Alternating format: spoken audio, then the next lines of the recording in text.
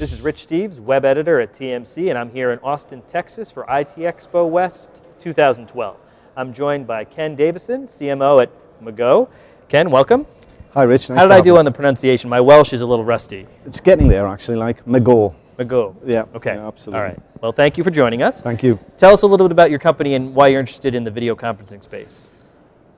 That's a great question, and normally when people say, why are you interested in the video conferencing space, one of the things that I think will happen in the next 5 to 10 years is the word conferencing will be dropped from the phrase, because there is an inflection point happening within the video conferencing space as we realize that we need to collaborate better.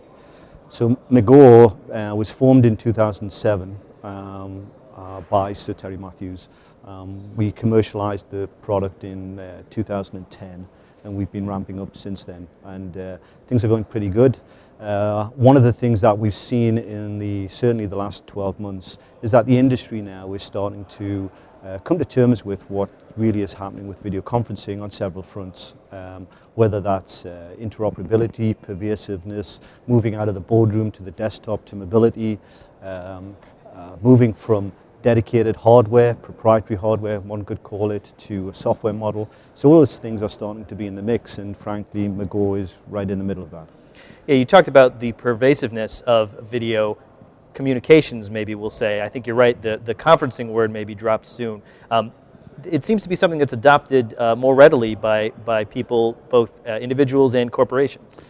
Yeah, I think, if you think about the new workforce that's coming into the marketplace now, certainly maybe you, won't ask you your age sort of thing, but my view would be is that the new workforce now is a lot more familiar with being in front of a camera and being on video.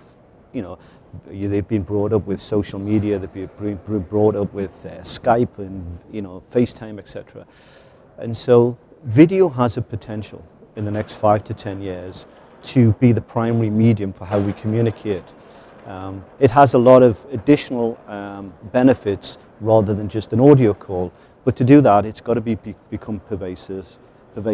It has to actually become ubiquitous, and to some extent we've got to consumerize it, and then it's got to be implemented into the enterprise. So we've got, a lot of us use that in our social environment, but now we've got to integrate that into the enterprise. So those factors now are, I think, the challenge for the industry. And if you think about that and you say, well, let's do that. In the last 17 years, as video conferencing has come to the fore, if you look at the installed base of the market, there's somewhere between 1.5 million and 2 million endpoints worldwide. And one could argue that's pretty impressive, but they're predominantly rooms, boardrooms, etc., right? We've seen in the last 4 years the emergence of telepresence, dedicated rooms, etc. However, some reports argue that only 50% of those are being used from a utilization perspective, and we can talk about that in a moment.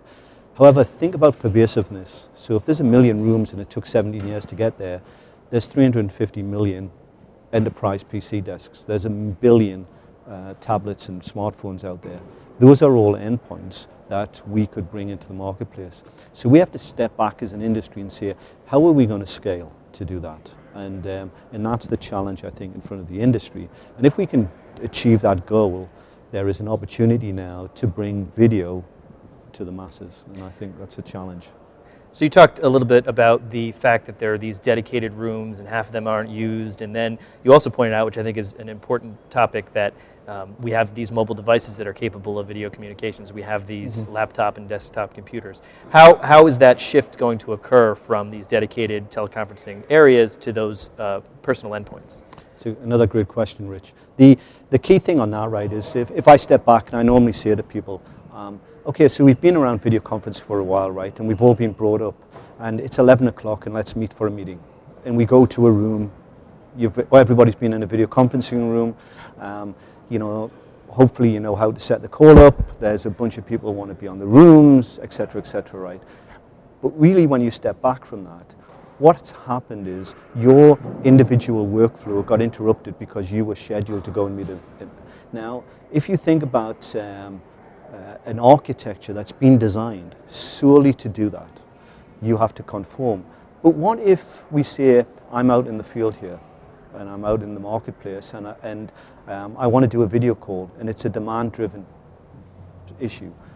Examples of that could be someone on the production floor is seeing a problem on the production floor. We're getting smartphones and tablets now with 2 cameras. Why can't I make a video call from the front-facing camera and have the other camera pointing at the problem? Think of the use case of those in healthcare, for example. They need to come back to a subject matter expert, doctor, operations guy. He didn't have that scheduled, it just happened. And the problem needs to be solved in the now, not in have we got 5 minutes to do that. How do you do that? Well, you don't do it with a meet on the bridge scheduled environment. What you have to move to is a switched environment. And as I said, we've gone that way, right? And I feel like that's where we have to go. You have to think about not trying to take video conferencing and just try and keep reducing costs. Really, one of the questions you asked, for example, was, why are 50% of these rooms not being used?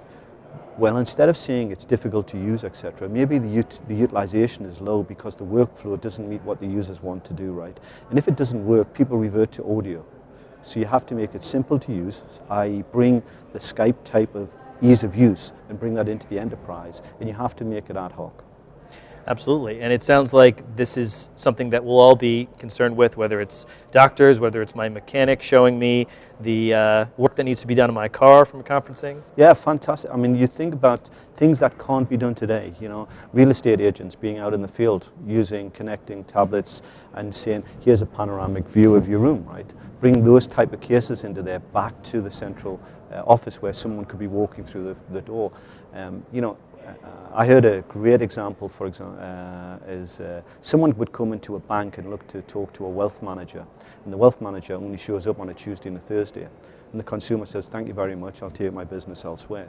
We have to realize now we're in a demand-driven economy, and the ability to match demand with immediate gratification is a key factor, I think, that will flow into the enterprise in terms of productivity.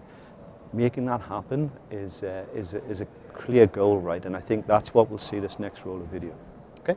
Well, Ken, I look forward to video conferencing with you sometime in the future, perhaps. Well, that's well, maybe a visual collaboration call. Very good. Well, thank you for joining us today. Excellent. Thank you.